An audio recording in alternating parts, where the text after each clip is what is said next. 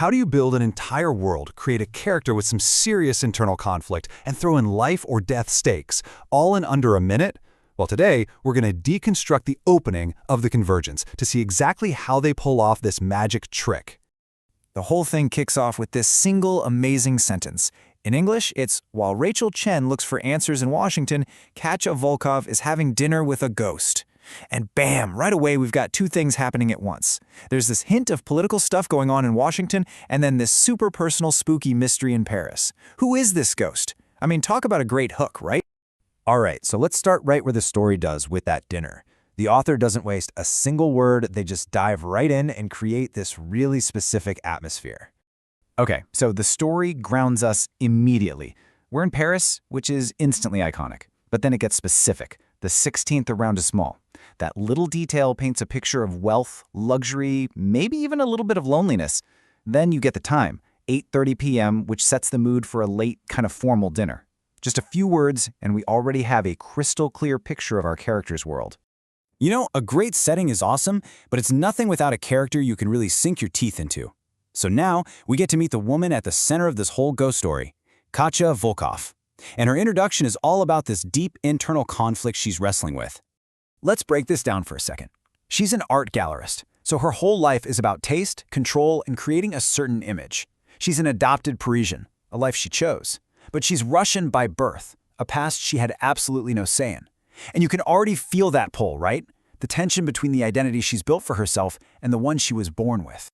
And this is what I love. This slide just lays it all out so perfectly. On one side, you've got her constructed life, the art gallerist, the Parisian. This is the life she's carefully built, brick by brick. And on the other side, the inherited life, daughter of an oligarch, Russian. This is the life she's been trying to run from. The entire story is about these two sides of her life crashing into each other. And then we get this quote, which just, wow.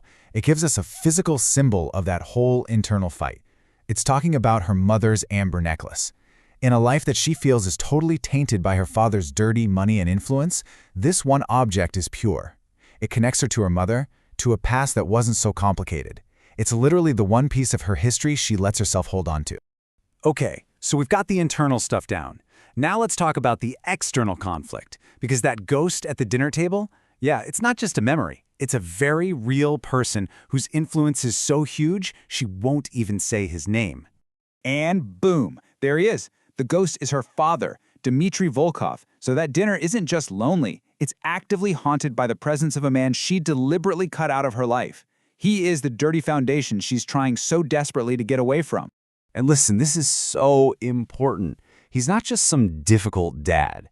He's an oligarch.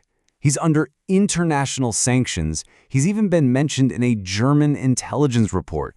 This just went from a family drama to an international thriller in like 2 seconds. Her personal problem is now a global one. And this timeline just puts it all into perspective, doesn't it? She's had 3 years of total silence, 3 years of building her own life, free from his shadow. And now, tonight, he's back. So the question isn't just what he wants, but why now? Why break that silence after all this time? So, this is the moment. The inciting incident. The thing that just shatters Katya's carefully constructed world and forces her to make a move. And of course, in this day and age, it arrives as a text message.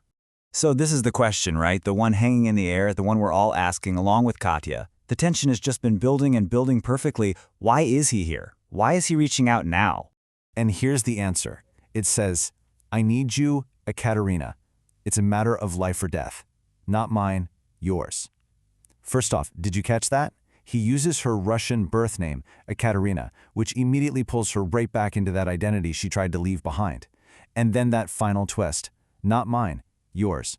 With that one word, the stakes just went through the roof. Her life is on the line.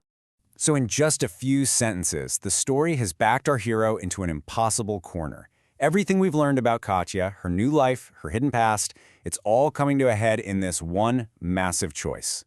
So here it is. This is the choice, plain and simple. Does she stick with the life she built and just ignore her father's warning? Or does she have to re-engage with the very family she ran away from just to save her own life? The past she tried to bury might be the only thing that can save her future. And that brings us to the story's big theme, which is basically its tagline, blood doesn't lie. It's this powerful idea, right? That no matter how hard you run or how much you try to change, you just can't escape where you come from. For Katya, the Volkov blood is a truth that's about to catch up with her. Big time. And that's the question this incredible opening leaves us with. It's a total masterclass in telling a story efficiently, setting up everything you need with amazing precision. And it leaves you wondering, what would you do?